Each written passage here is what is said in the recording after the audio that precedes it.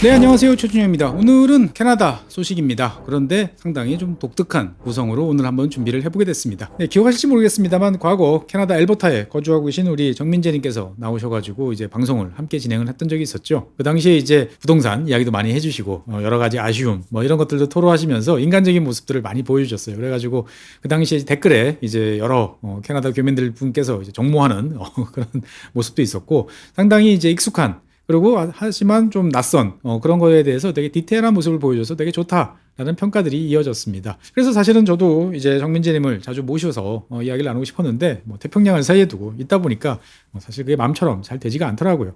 그런데 이제 얼마 전에 제가 엘버타주가 캐나다에서 독립을 이제 생각하고 있는 것 같다라는 내용으로 한번 방송을 했었죠. 근데 그거를 이제 보시고 정민재님께서 동네 분위기와 관련되어 있는 여러 가지 상황들을 전달해 주셨어요. 그래서 제가 어떻게 보면은 그 정민재님이 전달해 주신 여러 가지 정보, 뉴스 이런 것들을 종합을 해가지고 방송을 한번 구성을 해보도록 하겠습니다. 어떻게 보면은 정민재님이 해외 작가, 해외 특파원으로서 주신 내용을 제가 구성을 해서 보도를 하는 이제 그러한 상황이다라고 말씀드리겠습니다. 실제로 이제 최근에 캐나다 상황이 어떤가라고 한번 쭉 살펴보면 캐나다 같은 경우는 이제 미국하고 상당히 유사한 경제 규모적인 특성이 있습니다. 어떤 면이냐? 주로 GDP의 상당 부분이 소비다라고 이제 알려져 있습니다. 그러니까 전체 GDP의 3분의 2가 이제 일단 사람들이 쓰는 소비로 이제 구성이 되어 있다라고 하는 거죠. 그런데 이제 캐나다는 이제 미국과 달리에 이제 최근까지 이제 부동산에 관한 투자가 지속이 됐다라는 점이 좀 차이입니다. 그러니까 대부분은 뭐 당연히 잘 아시는 것처럼 뭐 토론토, 밴쿠버 이런 지역에 집중이 되고 있다라고 이제 알려져 있습니다. 사실 이것은 뭐 당연한 면이죠. 그러니까 특히 뭐 국내적으로도 마찬가지겠습니다만 해외에서 만약에 여러분들께서 캐나다에 뭐 부동산 투자하겠다 그러면 어디가 떠오르세요? 뭐 복잡할 거 없이 내가 잘 아는 동네, 유명한 동네, 제일 좋은 동네 어디야? 라고 하는 거잖아요. 지금 대한민국 같은 경우도 서울에서 지방에 많은 분들이 투자를 한다. 그럼 내가 들어봤던 동네, 돈 많으신 분들은 어디? 압구정동. 없으면 잠실. 뭐 이런 식이잖아요. 그러니까 그런 유명한 지역에 투자가 계속 몰리고 있다라고 이야기를 이제 하겠습니다. 근데 어쨌든 캐나다 같은 경우는 부동산 투자 붐이 한동안 이제 꽤 붐을 이루긴 했었습니다만 코로나 때 제로 금리로 가다가 그 이후에 주요국 중에서 가장 빠르게 금리를 이제 현실화 시켰죠. 그러다 보니까 투자했던 사람들이 많이 어려움을 겪기도 했고 부동산 경기가 그 다음에 침체가 됐다. 라는 사실이 이제 전해지고 있습니다. 어쨌든 이제 전체적으로 봤을 때 부동산 경기가 죽는다라고 하는 것은 뭐 건설을 비롯한 많은 내구재 쪽에서 산업 생산 이런 것들이 줄어들 수밖에 없는 거죠. 그러니까 부동산 경기가 죽으면 실업률이 높아지는 것은 뭐 당연하다라고 이야기를 하겠습니다. 그래서 실제로 보면 캐나다 같은 경우에 보면은 미국은 지금 한 4% 정도의 실업률, 뭐 3.5%에서 4%를 왔다 갔다 하는데 캐나다 같은 경우에는 지금 화면에 보시는 것처럼 이제 7%까지 지금 증가를 해놓은 그러한 상태입니다. 캐나다 전체적으로 봤을 때 7%냐라고 보면은 이제 그렇지 않은 거죠. 그러니까 아까 말씀드렸던 부동산 투자가 몰렸던 밴쿠버, 토론토 이런 지역 같은 경우에 보면은 상당히 이제 실업자들이 늘어나고 실업률이 높아지는 이제 그러한 모습을 보이는 데 비해서 이제 엘버타주 같은 경우에는 상대적으로 이제 좋은 상황이다라고 이야기를 하고 있습니다. 그러니까 이제 엘버타주 같은 경우는 이제 전체 실업률을 봤을 때를 보면은 미국 평균 한 7.4% 정도였는데 이게 왜 나타나느냐에 대해서 다른 지역은 일거리가 없어서 실업률이 높아지는데 엘버타 같은 경우는 사람들이 다른 지역에서 몰려듭니다. 그러면 오자말자 미리 일감을 잡고 오는 사람도 있습니다만 상당수의 사람들은 일단 와서 엉덩이 붙이고 자리 잡고 난 다음에 잡을 찾게 되는 거죠. 그러니까 그 탐색 기간 중에 일시적으로 실업률이 튀었다라고 해석들을 하고 있습니다. 그러니까 엘버타주 전체적으로 봤을 때 이 정민재님 표현에 따르면 분위기가 나쁘지 않습니다. 수치상으로 보면은 뭐 7% 이렇게 나오지만 뭐 조만간 나 일자리 잡을 거야 라고 하는 이러한 심리들이 상당히 폭넓게 자리하고 있다라고 이야기를 하는 거죠. 그래서 이제 엘버타주 상황은 뭐 대충 그렇다 치는데 사실 제일 궁금했던 것은 저도 지난번에 엘버타주 독립 이렇게 나왔는데 이게 정치적인 흐름으로서 우리 독립할 거야 라는 이제 구호를 외치는 건지 아니면 진짜로 엘버타주 사람들이 독립을 원하는지 이게 사실 궁금해졌었는데 여기에 대해서 정민재님 말씀입니다. 어쨌든 이제 이 엘버타주 입장에서 봤을 때는 자기들이 갖고 있는 가스, 석유 뭐 이러한 천연 자원만 가지고도 충분히 잘 살 수 있는데 연방 정부가 엘버타를 못 살게 굴고 있다. 그러니까 여기에 대해서 반감이 높아지고 있다 정도가 이제 정확한 표현이다. 라고 설명을 해주시더라고요. 그러니까 실제로 보면은 엘버타주와 관련돼 있는 연방 정부와 관련돼 있는 갈등을 알려면 엘버타주 정치에 대해서 흐름에 대해서 좀 이해할 필요가 있습니다. 사실 이제 엘버타주 사람들이 제일 그리워하는 주 총리, 뭐 주지사라고 할 수도 있고 주 총리라고 할 수도 있는데 2006년부터 2015년까지 주 총리를 역임했던 이제 스티븐 하퍼가 참 좋은 시절이었지라고 기억하시는 분이 많다고 합니다. 이 당시에 여러 가지로 이제 에너지 가격도 좋고 상당히 긍정적인 그러한 면들이 많았어라고 생각들을 하시는 것 같아요. 그런데 이 하퍼 전 총리가 이제 물러난 다음서부터 즉 2015년 이후부터 엘버타주 경기가 매우 좋지 않아졌다라고 이야기를 합니다. 사실 이거는 이제 지극히 맞는 게 당시에 2015년을 전후한 시점서부터 이제 사우디, 러시아, 세계 2위, 3위 뭐 이런 이제 산유국들이 증산 경쟁을 했었죠. 그러니까 어떻게 보면은 전 세계적으로 봤을 때 유가가 하락하다 보니까 이러한 화석연료, 석유 수입에 대한 의존도가 높은 엘버타주 입장에서 봤을 때는 당연히 경제적으로 침체를 겪을 수밖에 없고요.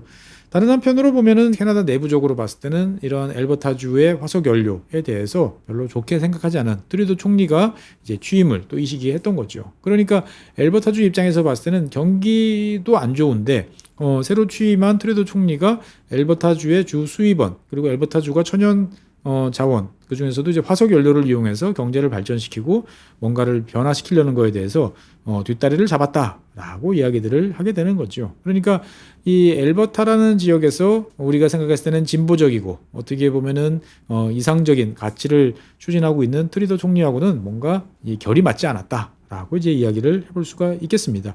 사실은 뭐 저도 이제 그래 뭐 트루도 총리 노선을 보면 엘버타하고는 그렇게 뭐 사이가 좋을 것 같지는 않아라고 했는데 정민재님께서는 그 두 가지 이슈가 특히나 결정적으로 사이를 갈라놨다라고 이야기를 합니다. 그래서 그 두 가지가 뭐냐라고 하면은 트루도 총리 이후에 추진했던 두 가지 법입니다. 하나는 우리말로 따지면 이제 영향평가법이죠.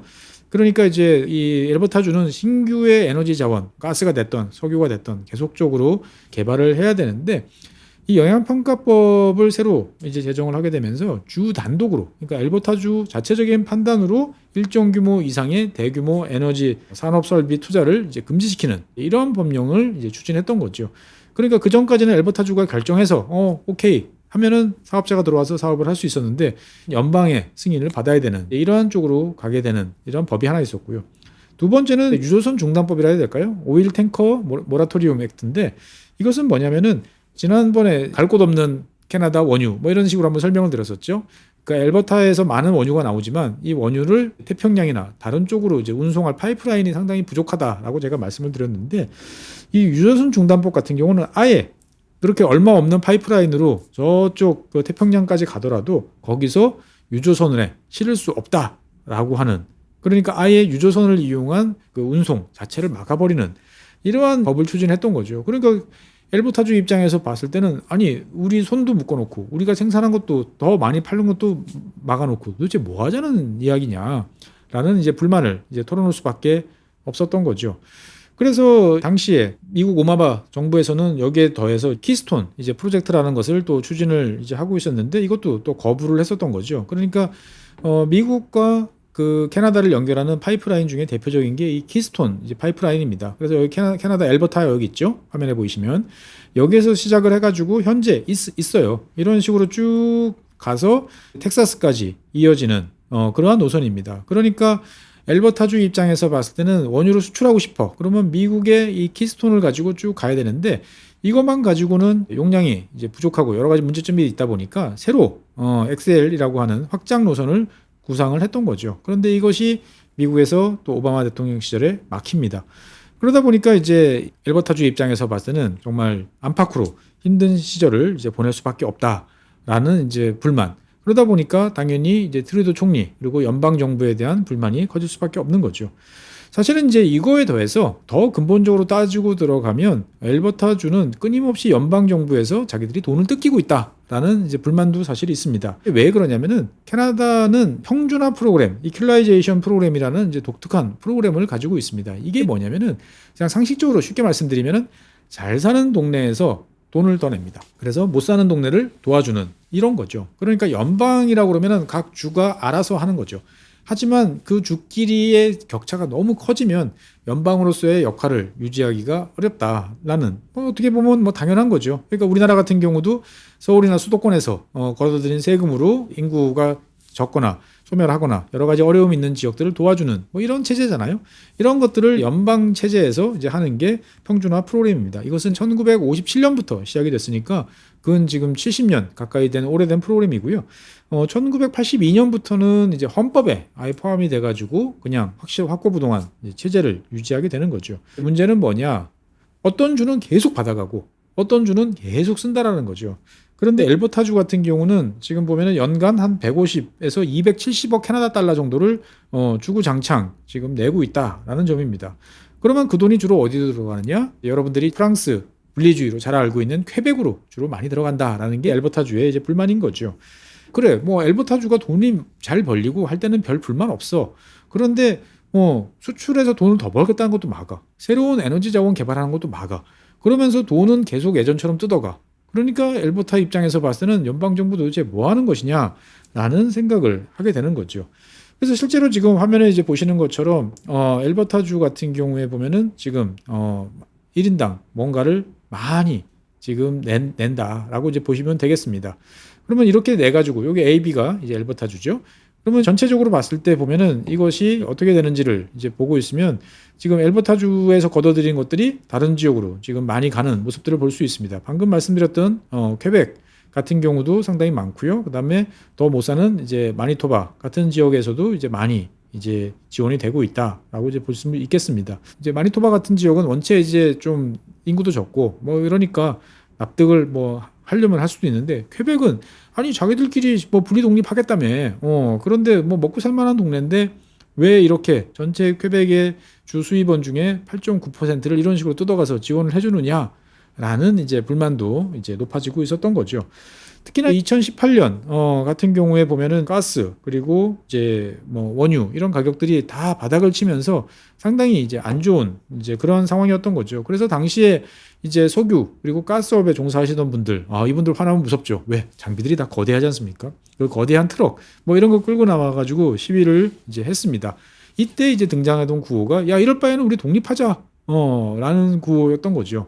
그러니까 어떻게 보면은 여러 가지 경제적인 불만 연방정부의 불필요한 간섭 이런 것들이 등장을 하면서 본격적으로 저 밑에서부터 차라리 이럴 바에는 우리 떨어져 나가 홧김에 이야기를 이제 하게 됐는데 이것이 정치적으로 이제 이슈가 되기 시작한 것은 2022년부터다라고 정민재님께서 설명을 해주셨습니다. 지금 화면에 보시는 이제 데니얼 스미스 이제 주지사가 이제 새로 이제 2022년에 취임을 하게 됐는데 이때부터 어떻게 보면 연방 정부에 대해서 본격적으로 맞서는 모습들을 이제 보이기 시작했다라고 이야기를 합니다.